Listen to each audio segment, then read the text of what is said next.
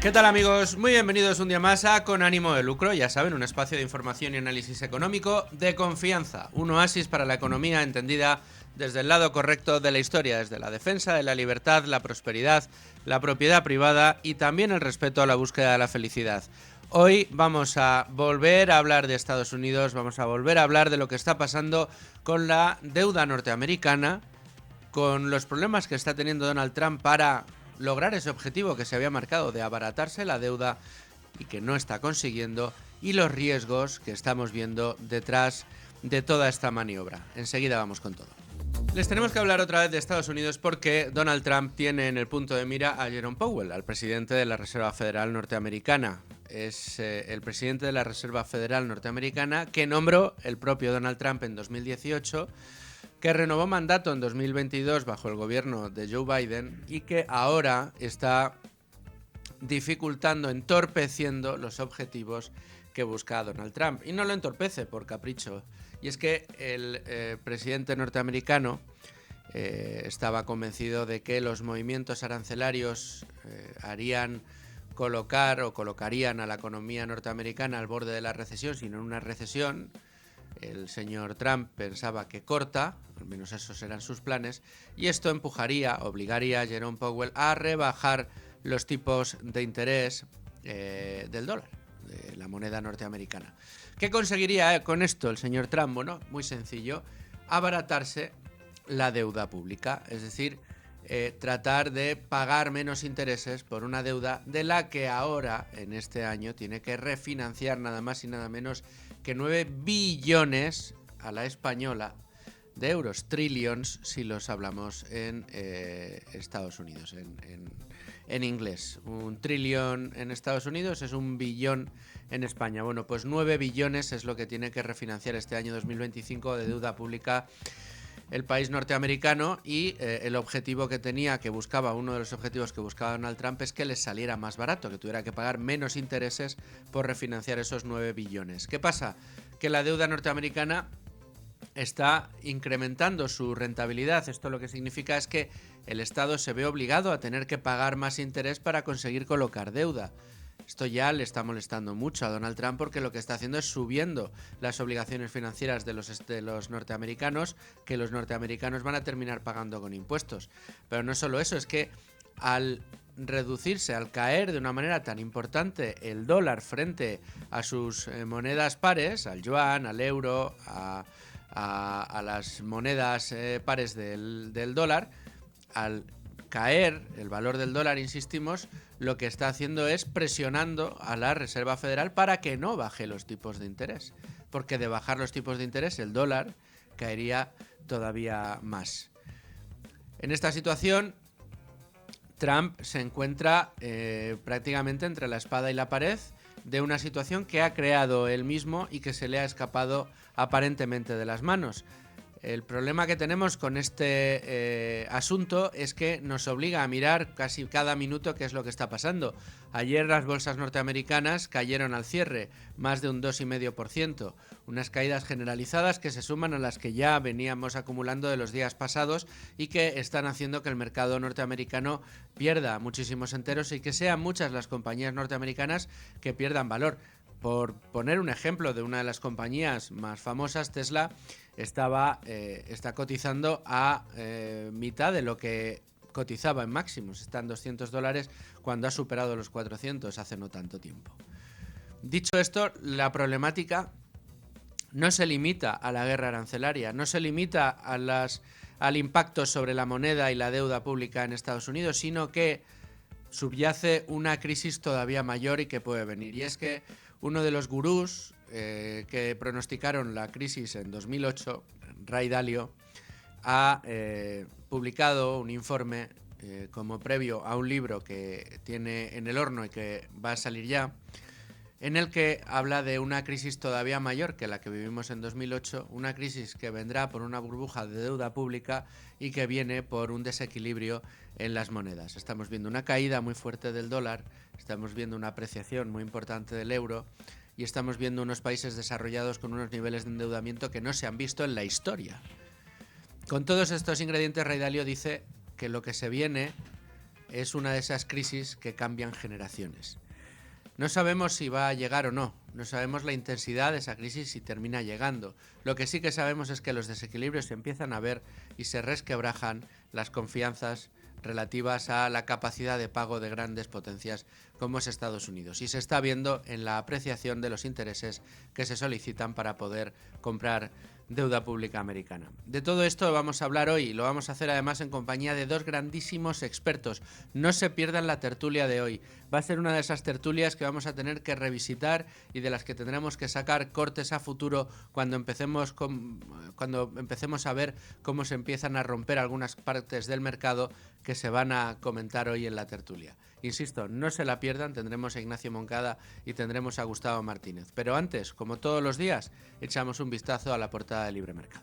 Y ya tengo conmigo a Beatriz García, jefa de Libre Mercado. Bea, ¿cómo estás? Muy buenas.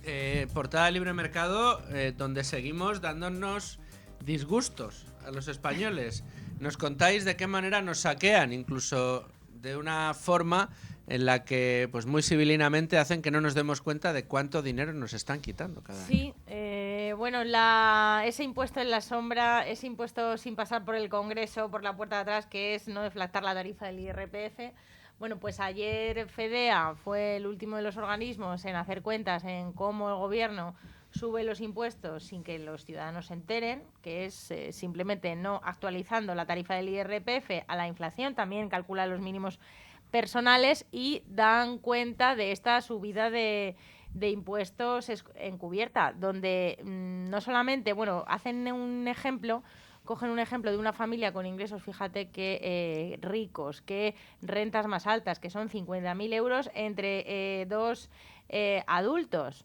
Y esos 50.000 euros, según los cálculos de FEDEA, cogen la inflación acumulada, que estamos hablando de más de un 20%, 26% en concreto, y resuelven que estas dos personas, este hogar, estaría pagando un 30% más de IRPF de lo que le correspondería. En el cálculo, además, es muy llamativo que cogen a un adulto con rendimientos del trabajo de 30.000 euros y a otro de 20.000. Pues el adulto de 20.000, ese rico, ese poderoso que cobra apenas 20.000 euros al año, estaría pagando más de un 44% de lo que le correspondería si el gobierno no le bajara los impuestos. No, simplemente si el gobierno fuera justo y actualizara la tarifa del IRPF según han ido subiendo los precios. Pero claro, es mucho más rentable quedarte con ese exceso de recaudación y además que el ciudadano, el contribuyente, apenas lo perciba, no porque su bolsillo no se resienta, no, pero que no hay tenido que hacer un gran anuncio ni una votación en el Congreso. No tienes que aprobarlo en ningún sitio, no pasa por el Consejo de Ministros y bueno, pues esto lo llevan haciendo también, hay que decir, otros gobiernos. Zapatero también se negó, Rajoy también se negó a deflactar la tarifa, pero claro, ahora estamos en una crisis inflacionista de la que todavía no hemos salido, de la que nos hemos empobrecido muchísimo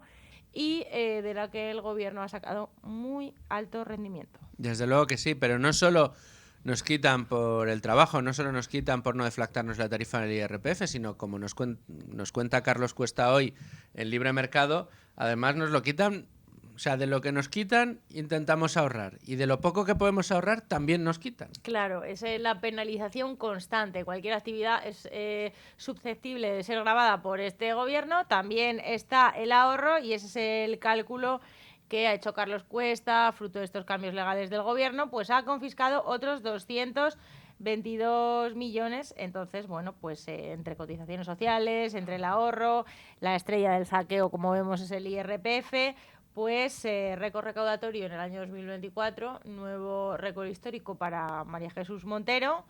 Y, pues aumento fiscal récord por parte del gobierno de Pedro Sánchez, que no solo sube los impuestos que ya existen, sino que además es muy creativo y tiene un gran abanico de impuestos que se ha inventado. Recordemos este de las grandes fortunas, tasa Google, tasa Tobin, un IVA al azúcar, el impuesto al plástico. Bueno, estaríamos aquí todo el día, Luis, dando la lista de los nuevos impuestos de Sánchez más las nuevas subidas, pues sí, más de 90 impuestos.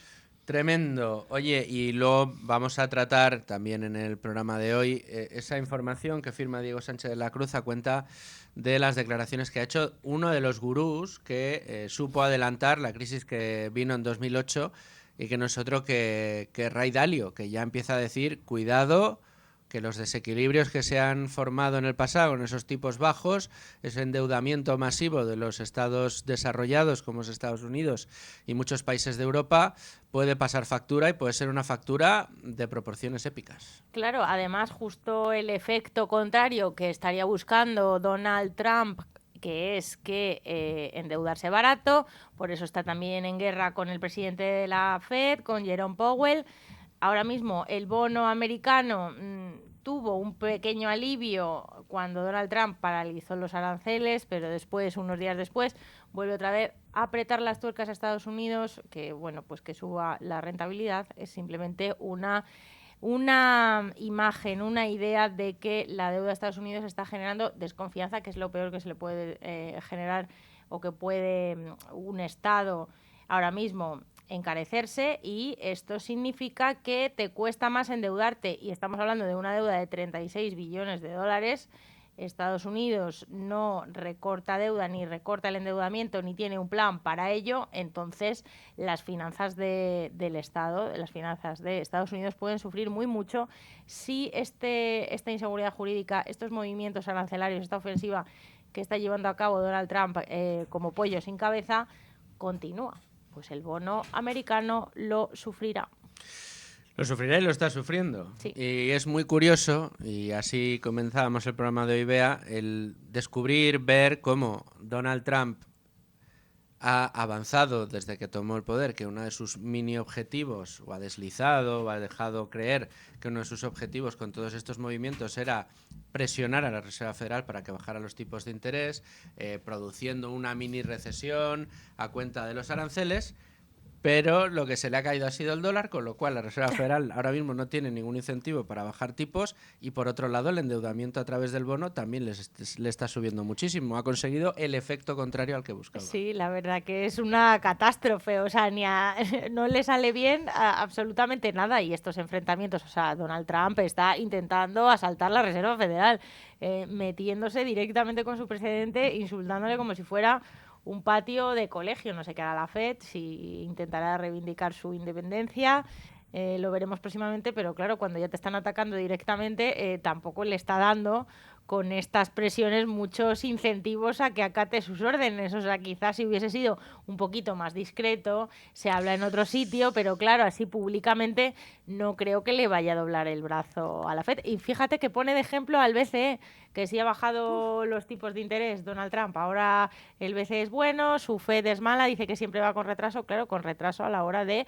aplicar políticas expansivas. Desde luego que sí, que es lo que ahora mismo busca el mandatario americano. Quede discreto, la verdad que tiene poco. El que espere discreción con Donald Trump, que se echa a dormir. Oye, una cosa, Bea, ¿y mañana qué estamos preparando para el libre mercado? Bueno, pues todo tipo de temas internacionales, pero también nacionales, y os voy a avanzar RTVE y Cintora. Nos cuesta mucho dinero a los contribuyentes. El programa de Cintora se hunde en audiencia, pero de momento le llevamos pagados 2 millones de euros. Bueno, pues lo que antes veíamos gratis, ahora lo tenemos que pagar todos de nuestro bolsillo, y encima no le interesa absolutamente a nadie. Pero claro, cuando el dinero no es tuyo, pues no te cuesta despilfarrarlo. Desde luego, despilfarrarlo trayéndote a Sálvame, trayéndote a Cintora, trayendo a Javier Ruiz.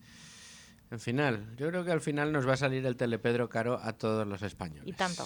Beatriz García, muchas gracias. Hasta mañana. Vamos a ir enseguida con el tema del día de hoy, que ya les estábamos avanzando. Tengo ya conmigo a Rubén Folguera, pero antes déjenme que les pida que no se pierdan la entrevista exclusiva que vamos a tener con la directora de la oficina de Circa en Madrid, que está situada en Ortega y Gasset. La directora de Circa es Chencho Cervera, ya hemos hablado con ella en otras ocasiones, y Circa es el líder mundial en la compra de joyas, diamantes y relojes de alta gama. Esa entrevista tendrá lugar el próximo lunes aquí en Con Ánimo de Lucro, y vamos a conocer durante esta entrevista de una manera más cercana y con lo bien que nos lo explica siempre Chencho, bueno, pues cómo se puede obtener el mejor valor por las joyas que ya no estás usando. Te esperamos el lunes, no te pierdas esa entrevista. Y luego tenía también que recordarles que a través del crowdlending inmobiliario que practican plataformas como Cibislend es posible exponerse a las rentabilidades que ofrece el negocio inmobiliario sin la necesidad de tener que caer en el engorroso proceso de comprar una casa, arreglarla, ponerla en alquiler y pues hacer frente a todos estos gastos y todos estos problemas. Pueden ustedes invertir a través, por ejemplo, de Cibislend y capturar rentabilidades del entorno del 11% en plazos de entre 10 y 15 meses. Entren en www.cibislend con V terminado en D, repito, www.cibislend.com, y ahí van a encontrar toda la información, se pueden dar de alta y estudiar las promociones que van a financiar próximamente y encontrar cuál es la que más le gusta a ustedes. Y ahora sí, nos vamos al tema del día.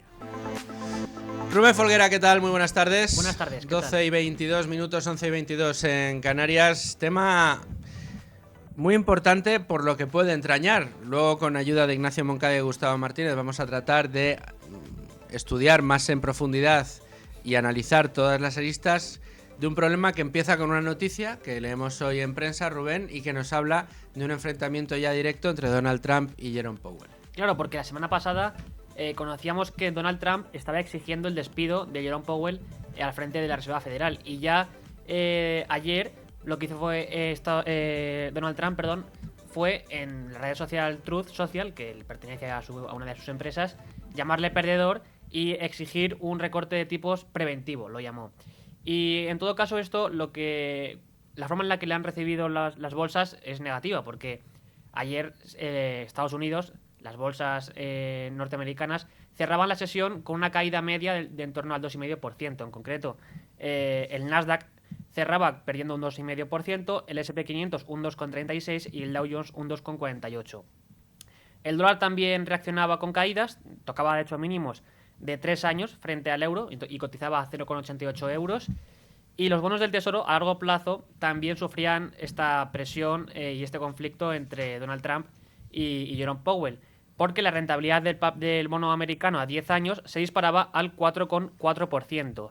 Y el oro, que tradicionalmente es un activo considerado refugio, cotizaba y se elevaba su cotización hasta los $3.400. Bueno, de hecho yo he estado brujuleando esta mañana el oro y está rozando los 3.500, es decir, está desbocado ahora mismo el oro, lo que denota, ahora lo discutiremos con Gustavo, que es el gran experto en oro, una desconfianza cada vez mayor en el futuro del dólar. Claro, y todo esto se ve agravado por la tensión comercial, por un lado, y luego la tensión geopolítica, que también tiene esa vertiente política, digamos, que también afecta a las expectativas de los inversores. Y en este sentido, Ray Dalio, que es uno de los analistas principales, al menos en la cuestión financiera, porque de hecho es el fundador de Bryce Waterhouse, que es uno de los mayores fondos de cobertura del planeta, y de hecho él anticipó, fue de los pocos que vio venir la crisis del 2008, ¿verdad? Pues indica 5 factores que ahora mismo ponen en riesgo la economía mundial y el sistema denominado liberal, ¿no? o de comercio libre a nivel internacional, porque lo que hay que tener en cuenta es que después de la Segunda Guerra Mundial, con instituciones como el FMI o el Banco Mundial, lo que hizo Estados Unidos fue crear las bases de un sistema internacional para garantizar, bajo su paraguas, lógicamente, la paz y el comercio a nivel mundial. Y a este respecto, Ray Dalio indica que, primero, este sistema se ve amenazado por los niveles de deuda pública que se registran a día de hoy, sobre todo con un Estados Unidos que depende sobre todo del crédito externo para financiar su consumo, lo cual él lo compara con la caída de imperios antiguos, por ejemplo el Imperio Romano. También habla de la fragmentación del orden político internacional, lo cual lleva a la erosión del consenso social, a la debilidad de la gobernanza y la capacidad que tienen los estados de gobernar, y también abre la puerta a la llegada de líderes autócratas. En tercer lugar, indica que se está desmoronando el orden geopolítico internacional y que la hegemonía unipolar de Estados Unidos podría llegar a su fin. Luego, también habla de que tiene cierto impacto todos los fenómenos naturales que funcionan como catalizadores de los cambios abruptos de este sistema. Y por último, indica que la revolución tecnológica es otro de los factores más importantes que debemos tener en cuenta para conocer y entender este cambio de paradigma que él llama, que podría llevarnos al fin de este modelo, digamos, de libre comercio o de democracia liberal.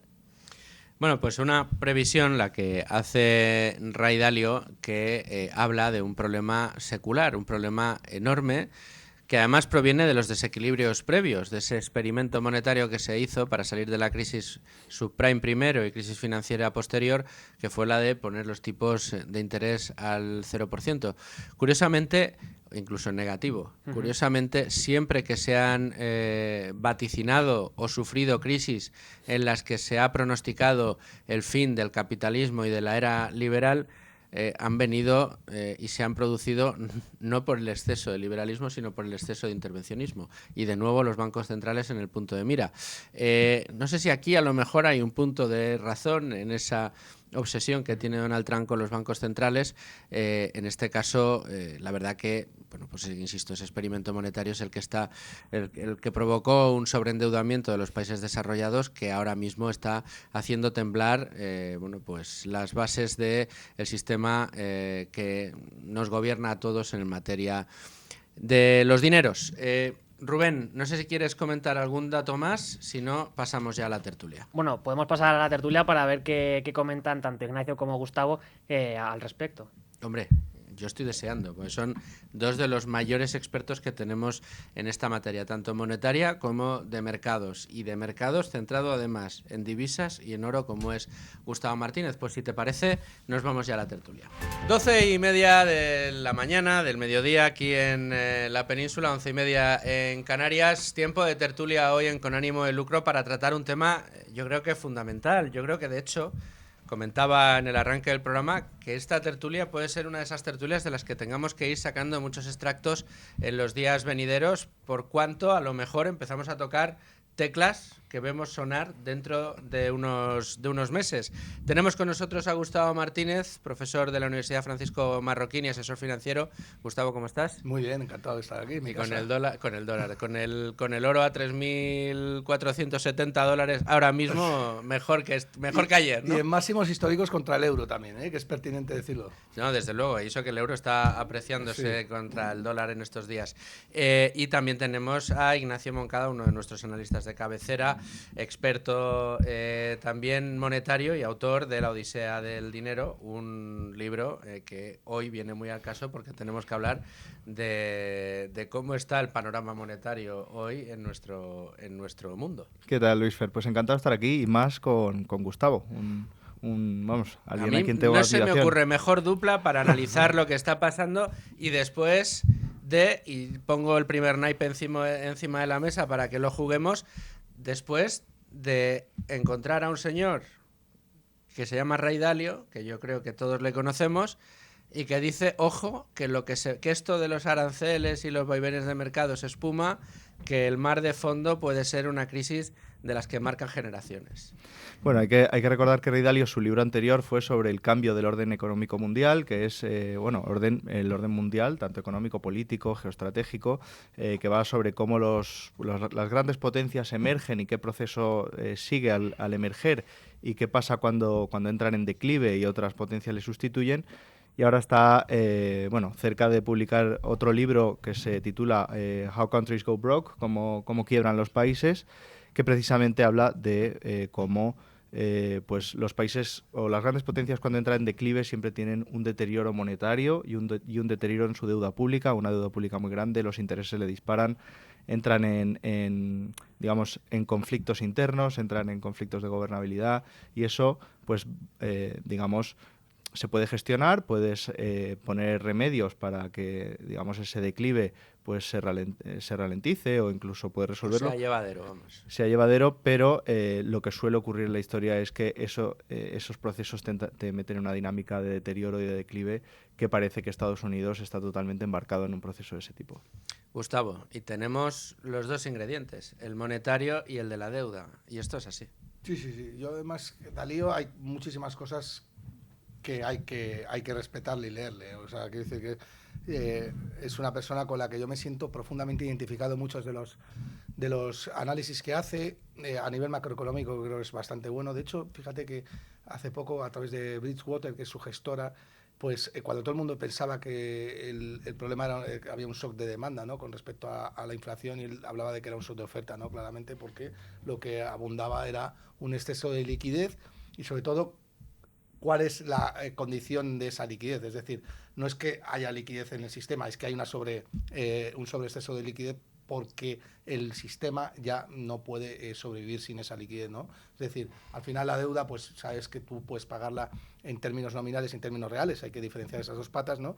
Y en términos nominales, pues tu deuda se sigue pagando en unidades monetarias, no hay problema, sigues debiendo las mismas unidades monetarias, pero en términos reales esas unidades monetarias cada vez acceden a menores o tienen un poder adquisitivo menor como consecuencia de que pueden adquirir menos bienes de consumo, y eso es porque por la ley de la utilidad marginal pierden valor, porque cada vez hay más unidades monetarias prescindiendo de bienes de consumo, y esto es bueno para los estados porque en términos reales cada vez deben menos porque su deuda es Bueno, mayor. para los estados hiperendeudados, Claro. que habría decir, ¿no? Efectivamente. Bueno, es bueno para el estatismo en general, ¿no?, y para el socialismo, ¿no?, que necesita de alguna manera financiar esas promesas que no puede cumplir, ¿no? Y si es bueno para un estado cada vez más endeudado, como es el caso de Estados Unidos, como es el caso de tantas potencias en Europa, que han llegado, corregidme si me equivoco, a los niveles más altos de deuda que se recuerda. Bueno, los niveles de endeudamiento más altos de su historia, ¿no? Bueno, en Estados Unidos hemos rebasado el nivel de deuda con el que salieron de la Segunda Guerra Mundial. No olvidemos que es Primera Guerra Mundial, Gran Depresión, Segunda Guerra Mundial, con lo cual salieron con una deuda explosiva. Y estamos ahora por encima. Creo que hemos cerrado 2024 en el 121% del PIB en deuda pública. Ahora, cuando salieron de la Segunda Guerra Mundial, Estados Unidos tenía un arma nueva que empezó a utilizar, que es Bretton Woods, es colocarle dólares a todo el mundo. Y ahora ya el mundo ya tiene dólares, ya está saturado, incluso hay miedo de que muchos empiecen a desprenderse de dólares por no considerarlo tan seguro como debería ser una divisa de reserva internacional. Entonces ahora el ajuste que puede hacer Estados Unidos es el de toda la vida, es reducir el déficit, que el Estado, digamos, se contenga, pero claro, es un remedio que los políticos no quieren ni oír hablar de él. O sea que si Estados Unidos en este momento cogiera la sartén por el mango y se marcara un Milley, para hablar, ¿no?, en términos coloquiales, es decir, redujera el tamaño del Estado, redujera de una manera brutal la deuda pública, redujeran el gasto y el déficit, ahí sí podríamos estar conteniendo la crisis que se nos viene. Pero parece que lo que está pidiendo Trump es más leña al fuego, es, por favor, denme más leños que tengo que meter aquí, ¿no? Es el señor Powell es un fracasado porque yo lo que quiero es que me bajen los tipos de interés para que yo mi deuda la pueda pagar y pueda seguir metiéndole más a la economía. ¿A dónde nos conduce esto? Bueno, yo diría que incluso no marcándose un Milley, diría marcándose un Volcker, ¿no?, que sería lo razonablemente sensato hacer Volcker, ahora. Recordemos, subió los tipos de interés al 20%. 20%. Con una inflación de 2 dígitos del 15%. Y ahí sí que el dólar estaba en jaque, clarísimo. Ahí era o susto o muerte. O sea, pero claro, en un momento en el cual, digamos que ya tienes que extirpar una parte del cuerpo porque el cáncer se metastatiza, pues bueno, pues el menor de los males era provocar una crisis como la que se provocó en aquella época, que fue una gran crisis a nivel de Latinoamérica, además de cargarte la administración Carter, y luego Reagan lo pasó fatal, ¿no? Claro, no estamos en esa situación todavía, pero lo que sí que es casi seguro es que nos vamos a ir a esa situación, y Dalío habla con mucho acierto de ello, ¿no? Más tarde o más temprano vamos a tener que tomar una medida que va a ser muy antipopular, incluso se va a cargar los gobiernos, pero que no va a haber otra opción, ¿no? Pero vosotros veis ese escenario. Quiero decir, a ver, lo que nos pasa con los gurús, siempre hay a quien nos gustan algunos más y otros menos, pero el gurú al final, yo creo que desde el estallido de la burbuja inmobiliaria y desde que empezamos a salir un poco de la crisis financiera que la precedió, llevamos escuchando análisis de precisamente el sobreendeudamiento de los estados va a conducirnos a una crisis global. Esto cada año, cada 2 años siempre hay uno o dos que lo dicen.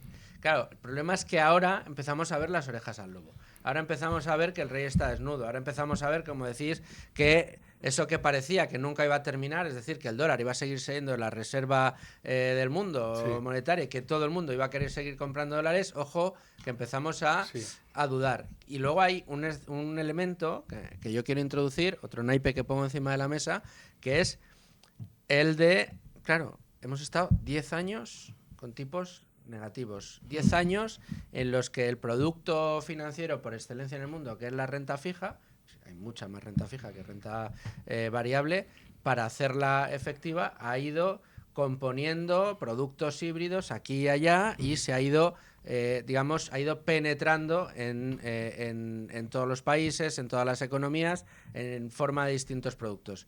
Si de repente empezamos a desconfiar del dólar, si empezamos a desconfiar de la capacidad de estos estados hiperendeudados en cumplir con sus obligaciones financieras, la crisis de confianza sí puede ser una mecha que prenda el incendio. Nos hemos tirado pues desde la crisis de 2008 avisando de los problemas de tener un endeudamiento muy alto en términos de PIB. Normalmente se decía, no, pero los intereses que se pagan son pocos porque los tipos están bajos, esto se puede refinanciar. Además, el Estado tiene a su servicio el Banco Central, que puede imprimir dinero para estabilizar la deuda. Pero claro, cuando tienes shocks que pueden ser por otro motivo o por la propia demanda de la deuda pública que empieza a deteriorarse a nivel mundial, este volumen de deuda pública sigue siendo el que es, superior al 100%, 120%, y los intereses se te pueden disparar, como está ocurriendo, pues al 4,5%.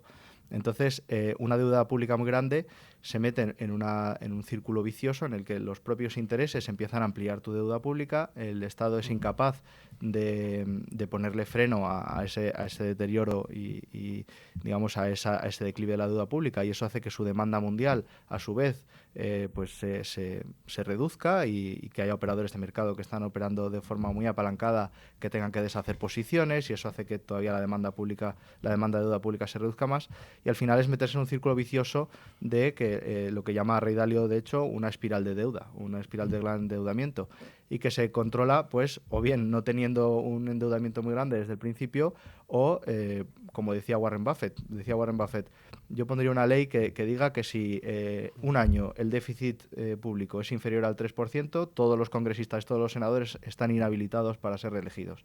Y así se acaba el problema del déficit de un plumazo.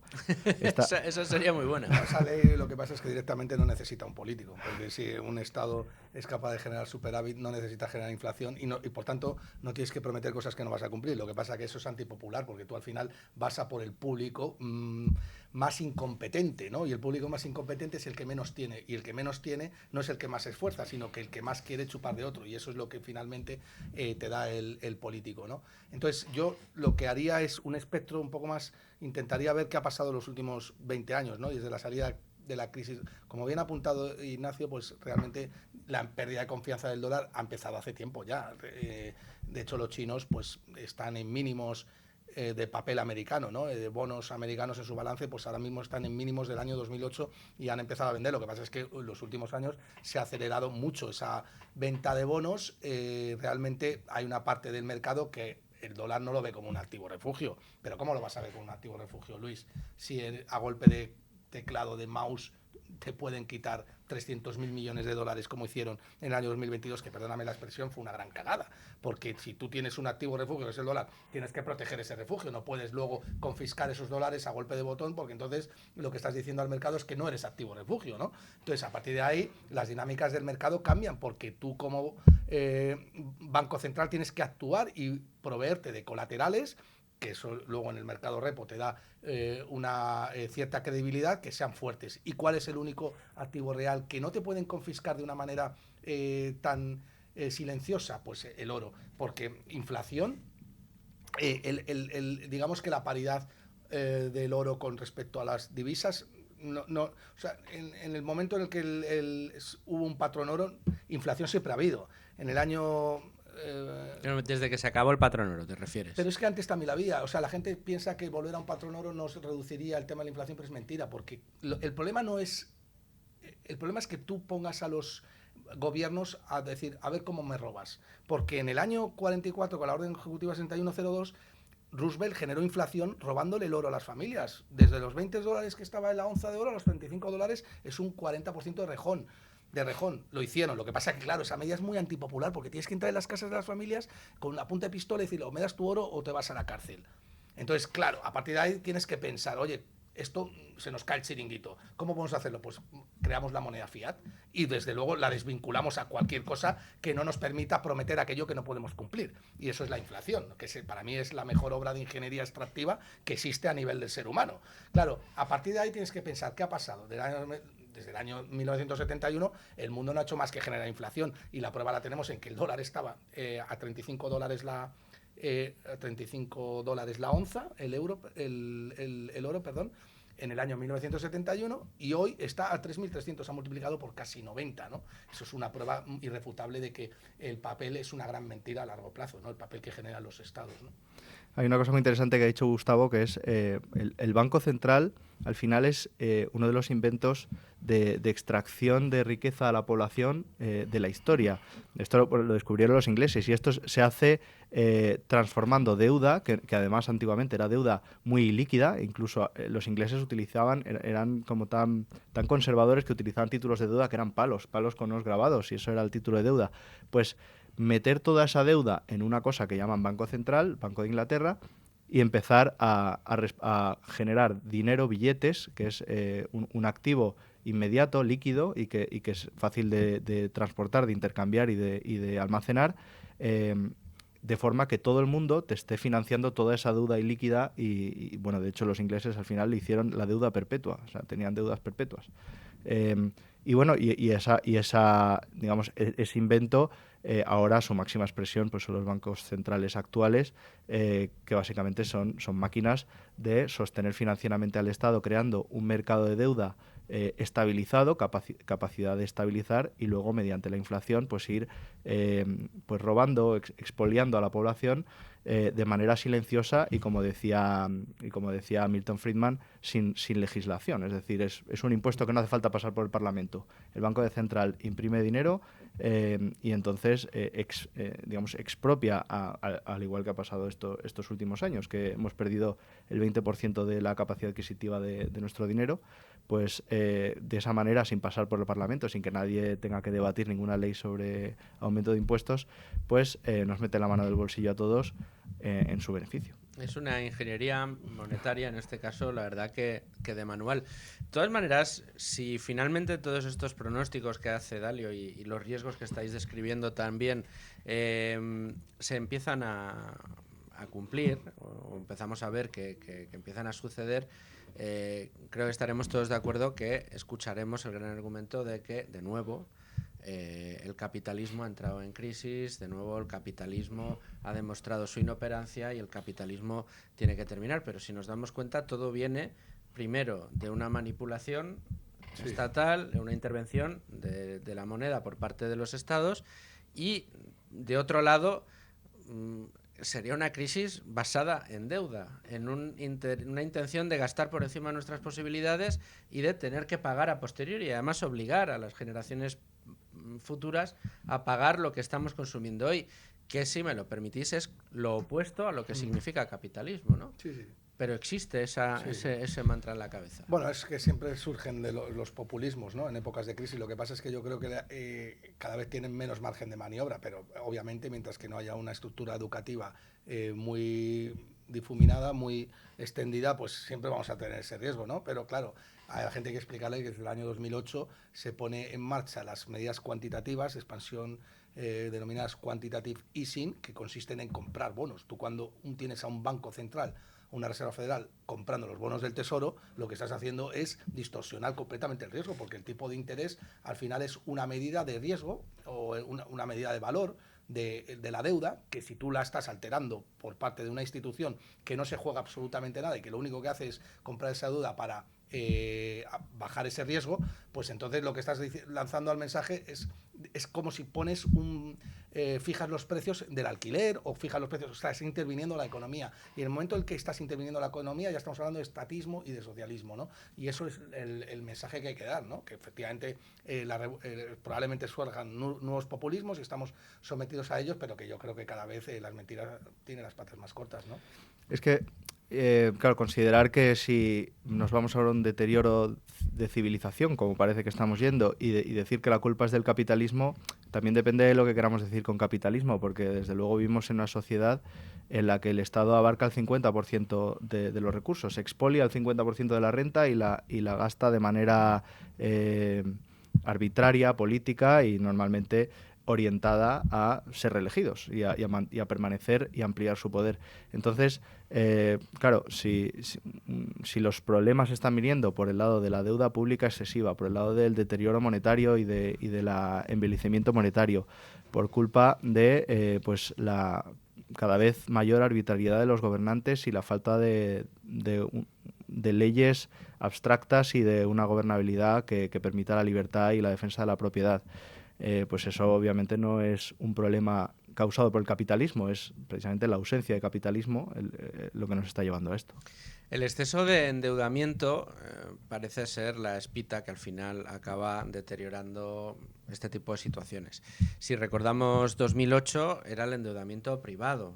Básicamente era, pues, estalló la crisis subprime, había una sensación de que todo hijo de vecino tuviera el poder adquisitivo que tuviera, podía endeudarse hasta el límite y mucho más, y se consideraba además que ese endeudamiento era lícito y además que se iba a pagar sí o sí, y se construían las cédulas hipotecarias de altísima calidad y esto se consideraba que tenía AAA en el mercado, hasta que de nuevo en aquel momento ese tipo de deuda se vio que no se iba a pagar y que no se iba a recuperar nunca, y fue el momento en el que quebraron Fannie Mae, Freddie Mac y por supuesto Lehman Brothers, y a partir de ahí vino la oleada, una desconfianza brutal en el mercado, nadie sabía hasta qué punto estaba infectada tal o cual entidad crediticia, se cerraron los mercados de crédito y las empresas sobreendeudadas empezaron a quebrar. Eso fue la radiografía de lo que sucedió en 2008. Pero de nuevo era la deuda.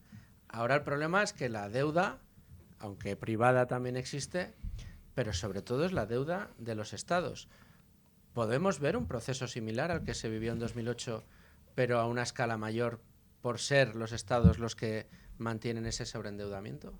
Fíjate que está artificialmente considerado de altísima calidad porque son los estados, el activo libre de riesgo, le llaman. Fíjate que la descripción que has hecho es sobresaliente, ¿no? Pero al final el síntoma es el mismo. O sea, al final, ¿qué pasó en el año 2008? Bueno, en el año 2008 lo que pasó es que hubo una burbuja de crédito. Se bajaron mucho los tipos de interés y se fomentó que un crédito barato, ¿no? Un crédito que tenía, como lo has dicho tú, baja calidad, ¿no? ¿Y eso cómo lo condicionas? Pues alterando el riesgo, alterando el tipo de interés, alterando la percepción que el mercado tiene sobre esas promesas de pago que realmente asignas, que crees que van a ser más fiables de lo que realmente son. Pero eso está pasando ahora también. Las quantitative easing es una alteración del tipo de interés, de la curva de tipos, ¿no? Y al final no es otra cosa que mandar un mensaje de tranquilidad a cosas que no deberían de estar o percibirse con tanta tranquilidad, ¿no? Entonces, la cuestión es si realmente el fin justifica los medios. Yo creo que estamos en el mismo punto en el cual parte del mercado ha perdido la confianza en el papel. Yo creo que es clarísima la pérdida de percepción y eso lo demuestra el oro, y otra parte del mercado no se está enterando de lo que realmente está sucediendo porque sigue asignando valoraciones absurdas a cosas que deberían de tener mucho más riesgo de lo que tienen, ¿no? Hay un libro anterior de Ray Dalio, que es el de los ciclos de gran endeudamiento, de Big Debt Cycles, que explica muy bien cómo funcionan las crisis económicas debidas a las perturbaciones en el crédito. Y entonces lo que dice es que hay crisis cada 6, 7, 8 años que se van resolviendo con bajadas de tipos de interés y que llega a un momento en el que está tan saturado el sistema crediticio que ya ni siquiera bajando tipos de interés puedes contenerla y tienes una gran depresión, que eso es lo que ocurrió en 2008.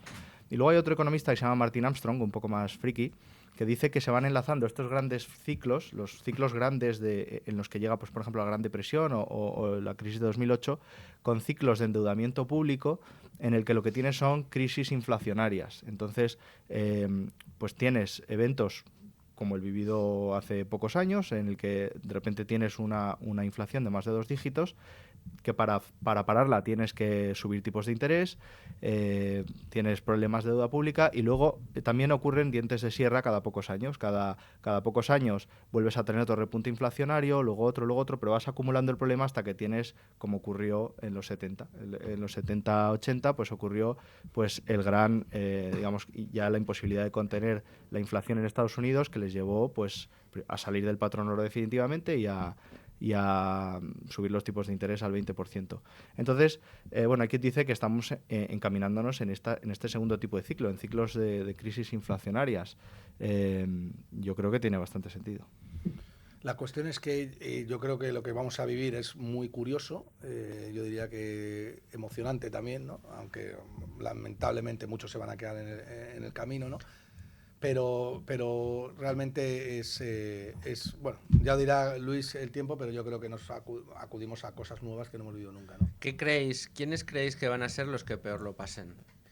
¿Y cuánta probabilidad le asignáis a la posibilidad de que esta predicción de Ralio se haga realidad? Bueno, geopolíticamente, cuando hay grandes recesiones y grandes crisis en las grandes potencias, los primeros que sufren son los emergentes. Un ejemplo, ahora Milei está haciendo un trabajo extraordinario estabilizando la economía argentina, pero te lo puedes cargar con una recesión en Estados Unidos, y una recesión del comercio internacional. Simplemente los países que tienen monedas y deudas muy frágiles, y Argentina es como un caso extremo de moneda frágil, cuando hay recesión en el primer mundo, los capitales salen de los países emergentes, salen de los activos de alto riesgo para entrar en los de bajo riesgo, salen de las monedas emergentes para entrar en las monedas fuertes, y a los emergentes pues a los primeros que les golpea.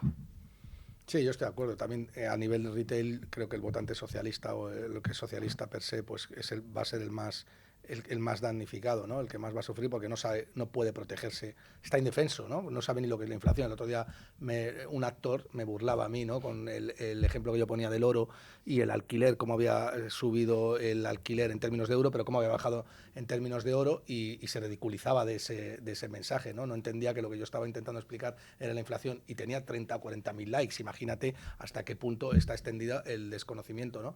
Entonces, yo lo que creo es que el dólar no va a perder la hegemonía mundial como muchos están diciendo. Lo que creo es que hay un jaque al sistema fiat, que los americanos lo van a enderezar seguro, y creo que Estados Unidos está muy por delante de casi toda la economía de todos los países del mundo a nivel de sector privado, a nivel de liberalización, a nivel de respeto por la propiedad privada. Entonces, bueno, tendrán que ver cómo protegen el dólar a costa incluso de hacer algunos cambios bruscos en su gasto público, y que saldremos adelante, pero que sí que es verdad que la tesis de Ray Dalio cada vez cobra más fuerza, ¿no? Las empresas, como sucedió en 2008, las compañías que tengan una situación de sobreendeudamiento también van a sufrir. ¿Veis un encarecimiento brutal de la deuda, de las refinanciaciones? ¿Creéis que ¿creéis que es descartable una crisis financiera como la de 2012? ¿O habría que decir que es inevitable? Bueno, yo creo que sería una crisis diferente, pero las crisis de deuda, cuando los tipos de interés se disparan, la inflación se dispara, las deudas empresariales y privadas se ven arrastradas. Y Gustavo antes ponía el ejemplo de los años 80, cuando tuvieron las inflaciones de doble dígito y tuvieron que subir los tipos de interés al 20%.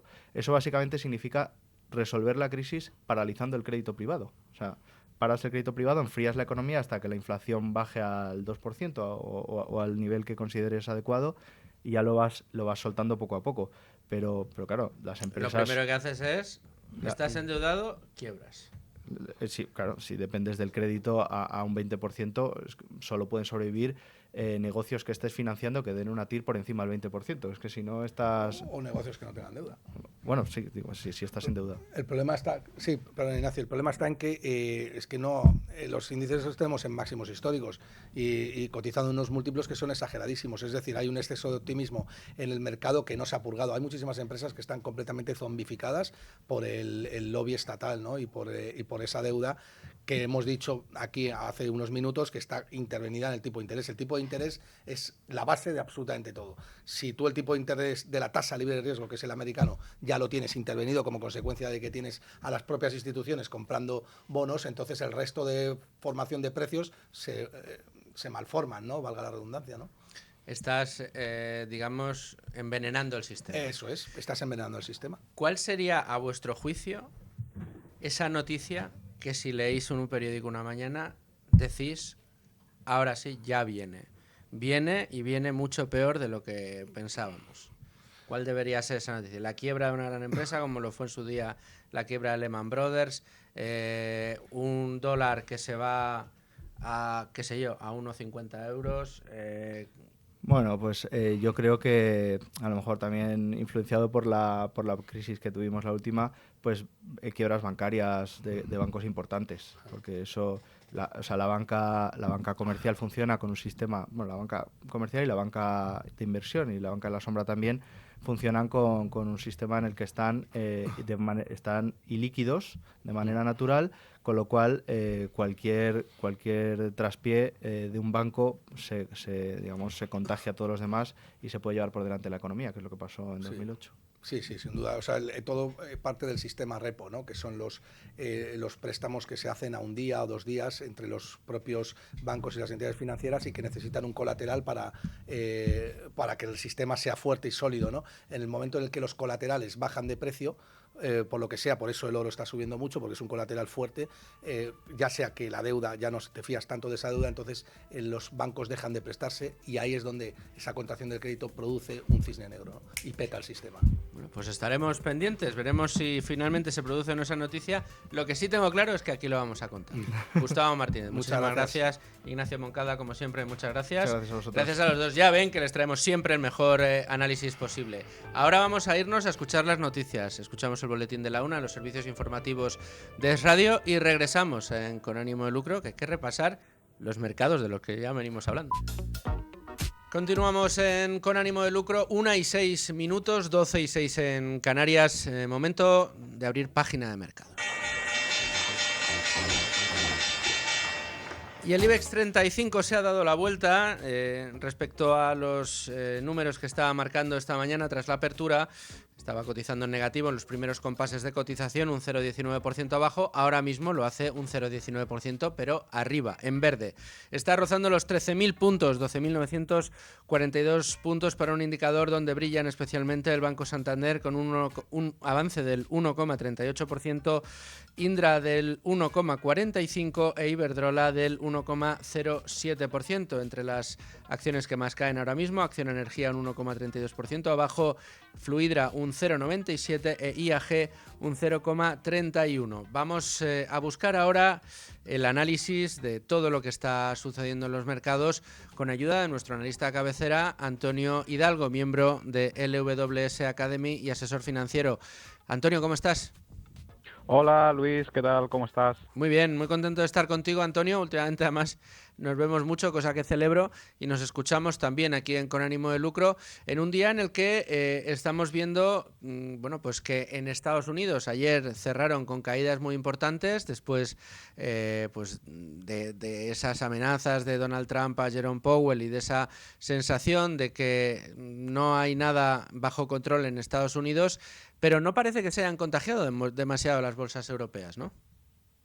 Sí, es curioso, podemos estar viviendo una especie de cambio de paradigma, es muy pronto para decirlo, pero llevamos unos años acostumbrados en bolsa a que todo fluía hacia el mismo lado, ¿no? Es decir, lo que pasaba en Estados Unidos contagiaba al resto de mercados y siempre que teníamos caídas o subidas en la bolsa americana, pues Europa se arrastraba también, ¿no? Arrastraba también hacia el mismo signo. Parece que eso está cambiando y, de hecho, hablando ayer con algún gestor de fondos, me decía que hay mucho capital saliendo de Estados Unidos y yendo hacia Europa, cosa que es normal. Es decir, al final siempre lo que tienen que tener en cuenta los oyentes es que el dinero lo que no quiere es incertidumbre. Y parece que ahora mismo si algo tiene la economía estadounidense y el mandato de Trump es incertidumbre, como por ejemplo el hecho que tú comentabas último de las dudas sobre Jerome Powell, que haría mucho daño a la confianza de un país que un ente como la Reserva Federal pues tuviera injerencias del tipo de cesar a su presidente, ¿no? Tenemos que hablar, hemos tenido a Gustavo Martínez aquí, nos ha estado comentando cómo funcionaba el oro, que está en máximos históricos y también está en máximos históricos frente al dólar, pero da la sensación, Antonio, que a medida que el oro se aprecia y continúa apreciándose, continúa marcando máximos históricos, la confianza en el mercado va en dirección opuesta, ¿no? Sí, el oro no deja de actuar como activo refugio y ahora mismo encima parece que se está redoblando un poco esa apuesta porque otro activo que siempre ha sido activo refugio ha sido precisamente el dólar y ha sido la deuda americana de los grandes inversores. Entonces, pues se da ahí una tormenta perfecta, llamémosle, pues para que el oro sea refugio. No obstante, también estoy viendo voces que están diciendo que podría también tener un tono burbujístico el oro, ¿no? Todavía es pronto para saberlo, pero es cierto que no para de subir. Y hoy comentaba yo con un grupo de inversores, precisamente de los que nos gusta el stock picking, seleccionar acciones y demás, que habría que estar muy pendientes a ver qué hacen mineras de oro, en concreto, acciones mineras. ¿Por qué? Porque tienen que presentar ahora resultados, ahora vuelven la presentación de resultados de muchas compañías y con el oro a estos niveles, pues alguna tiene que estar, como se dice en el argot, directamente imprimiendo caja. Entonces, la verdad es que todo lo que está ocurriendo, pues en los mercados y demás desde que Trump ha tomado posesión, pues requiere estar muy informado para la toma de decisiones, desde luego. Rápidamente, Antonio, en un minuto, una de las compañías más de moda últimamente ha sido Tesla, que le toca reunión pronto con inversores. Es una compañía que ha estado por encima de los $400 y tiene la acción ya por debajo de los 200. ¿Crees que representa una oportunidad? ¿Cómo ves esta compañía? Si es que la tienes algo estudiada. Pues mira, vamos a estar muy pendientes porque precisamente presenta resultados esta noche a cierre de mercados. Así que has puesto ahí el dedo en la llaga de una compañía, como tú dices, muy seguida y mucha gente está pendiente ya no solo a la presentación de resultados, sino sobre todo al guidance o a la guía que publique esta noche la compañía, es decir, cuáles van a ser sus ingresos futuros. Ayer se dejó cerca de un 7% y entonces vamos a estar muy pendientes a ver cómo se toma el mercado la presentación de resultados y sobre todo las estimaciones para los siguientes trimestres. Esta noche, después de mercado, de cierre, lo tendremos. Bueno, pues ahí vamos a estar muy atentos a lo que vaya a pasar con Tesla, con el oro y en general con las bolsas, también con las bolsas europeas que parece, como decías tú, que no se han querido contagiar mucho del pesimismo que se vivió ayer en Wall Street. Antonio Hidalgo, asesor financiero, analista de cabecera para temas bursátiles de Con Ánimo de Lucro, como siempre, muchas gracias por estar con nosotros. A ti, un abrazo. Y hoy podemos hablar también con mi compañero y amigo Domingo Soriano. ¿Qué tal, Domingo? ¿Cómo estás? ¿Qué tal, Luis Fernando? Muy bien, muy contento de tenerte, aunque sea por teléfono, en el día de hoy para repasar. Mira, hacía ya un par de semanas que no hablábamos de tus pizarras y como es uno de los contenidos económicos principales que tenemos en esta casa, en Libertad Digital, en Es Radio, pues qué mejor que poder charlar de una de las últimas pizarras que habéis hecho, Nuria Richard y tú mismo, sobre uno de los problemas que está en boca de todos en España, que es el problema de acceso a la vivienda. Sinceramente, Domingo, no se me ocurre en qué mesa, en qué terraza, en qué cena a lo largo de estos últimos días de descanso, aquel que los haya tenido, se haya juntado con familia y amigos, en alguno de los momentos no haya salido el problema del acceso a la vivienda. Y yo veo que aquí nos hablabais de 3 gráficos para comprender qué está pasando con la vivienda, porque yo tengo para mí, Domingo, que en esto hay mucha demagogia y muchas mentiras y muy pocas ganas de ver lo que en realidad pasa.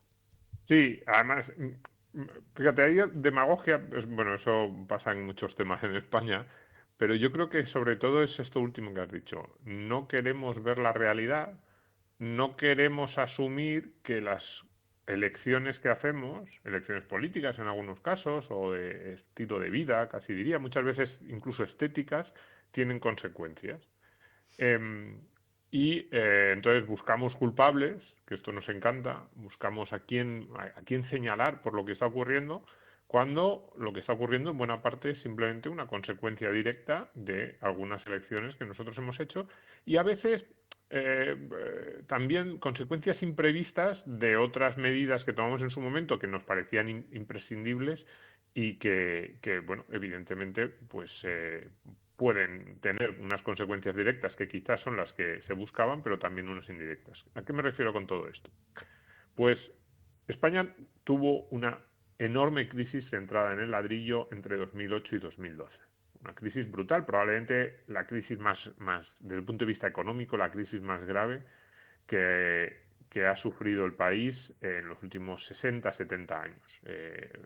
Nunca, desde el punto de vista de caída del PIB, incremento del paro,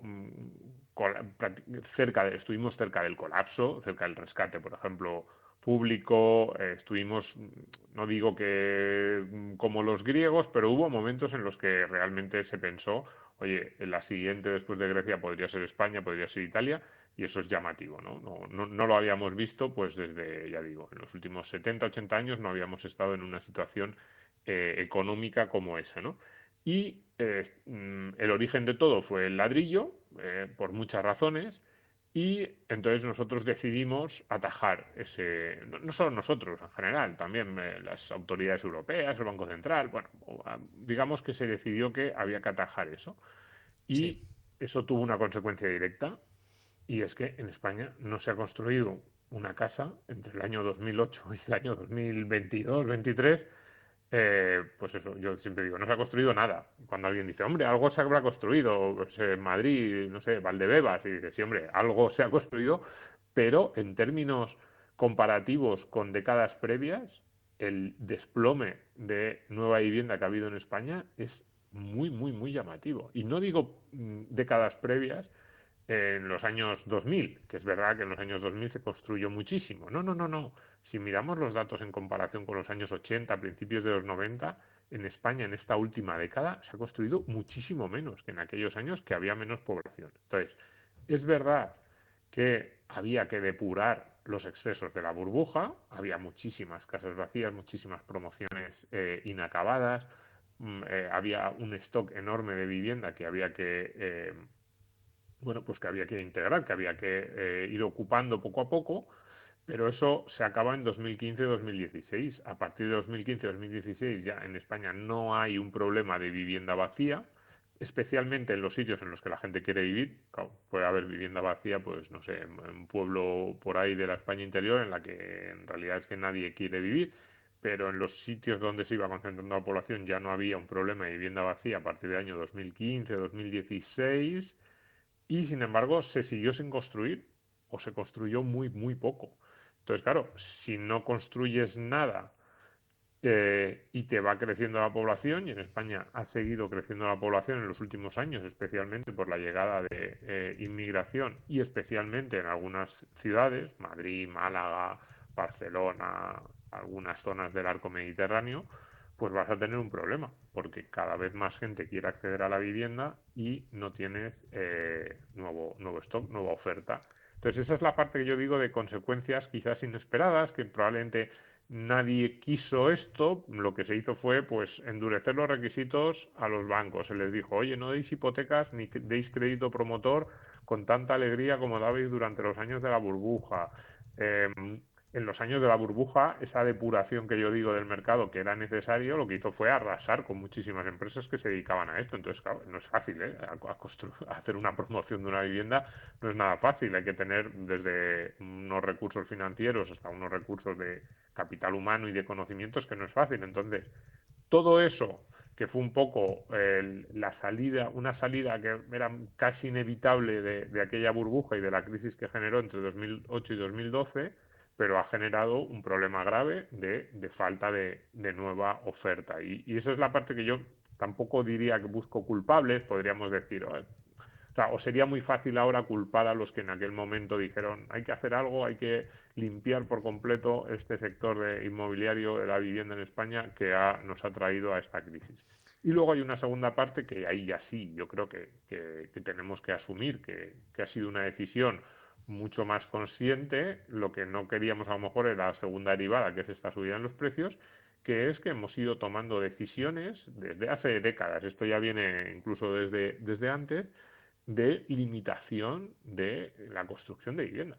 Entonces, en España, cerca de las zonas donde todo el mundo quiere vivir o donde se está concentrando más la demanda de vivienda, pues que es el centro de las grandes ciudades, incluso en una pequeña, también podríamos hablar de cierta periferia de las grandes ciudades, no se permite construir todo lo que el mercado demandaría. Entonces, en España, en horizontal, sabemos que tenemos unas restricciones, los famosos planes urbanísticos de los ayuntamientos que dicen hasta aquí se puede construir, esto es zona urbanizable y esto es zona no urbanizable. Y vemos en Madrid, por ejemplo, a 10, 15 kilómetros de la ciudad, de repente ves ahí terrenos enormes en los que no hay construido nada. Eso en las grandes ciudades europeas llama la atención, o a los habitantes de las grandes ciudades europeas llama la atención, porque esa sucesión de repente todo construido, de repente campo, terreno agrícola, no es normal en Londres, París o otras ciudades similares, ¿no? Pues en España sí, en España es hasta esta línea se puede construir, es urbanizable y de aquí para allá no se puede construir. Eso en horizontal.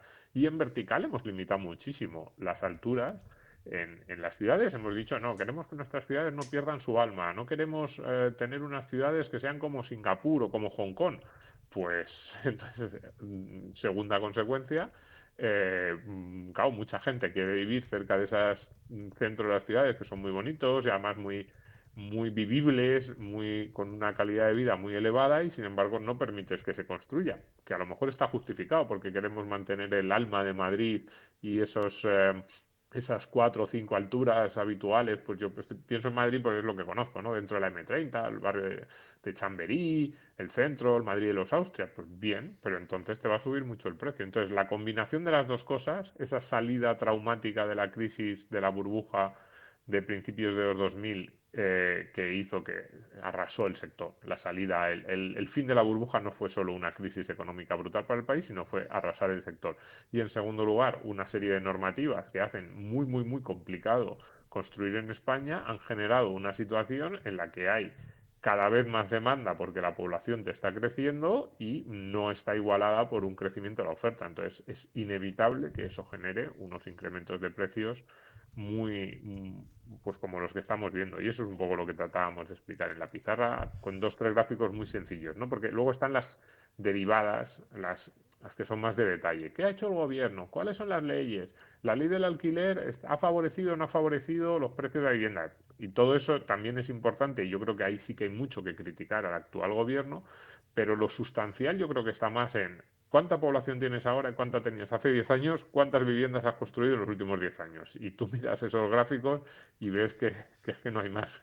Claro, pero Está... esta segunda parte que decías es también muy importante porque, claro, yo en estos días a algún amiguete que sacábamos y hablábamos de este tema me decía, ya, pero es que tú fíjate, pero que es que los precios, es que es imposible, es que cómo estamos otra vez en estos niveles de precios y tal. Y bueno, además del problema de oferta y demanda, como bien dices, que falta vivienda para la demanda que hay, está el de, hombre, si fuera tan fácil la cosa y viendo los precios que tienen, lo lógico debería ser que viéramos a las constructoras a la carrera dándose codazos para ver quién puede construir más para aprovechar estos precios tan altos que tenemos. Sin embargo, lo que vemos es que las constructoras no se quieren meter en líos y esa parte sí es regulatoria, ¿no? Es la segunda parte que tú mencionabas.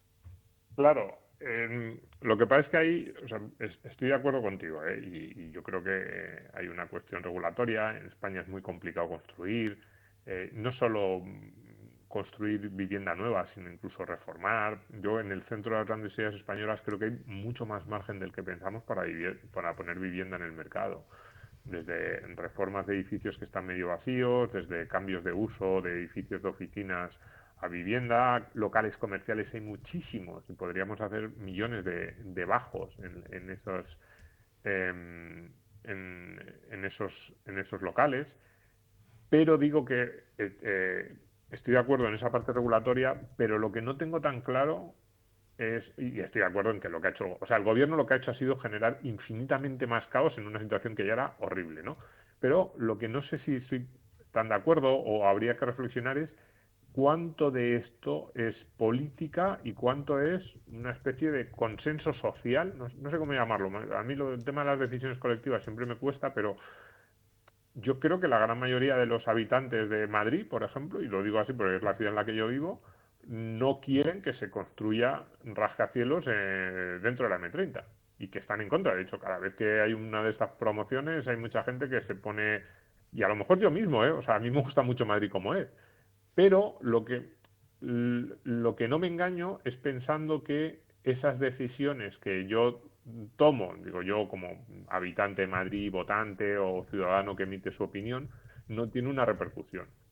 Si nosotros queremos cuidar el centro de las grandes ciudades e incluso, yo digo a veces un poco momificarlas, y en eso no solo en España, eso está pasando en prácticamente todas las ciudades europeas. Es decir, ¿qué hicieron nuestros abuelos y bisabuelos cuando había demanda de vivienda en España en los años 60, por ejemplo, y en Europa en otros momentos, pues a lo mejor a principios del siglo XX, cuando crecían esas grandes ciudades? Pues lo que hicieron fue coger una pala de estas que tira edificios abajo y se pusieron a demoler edificios, pero además sin mirar.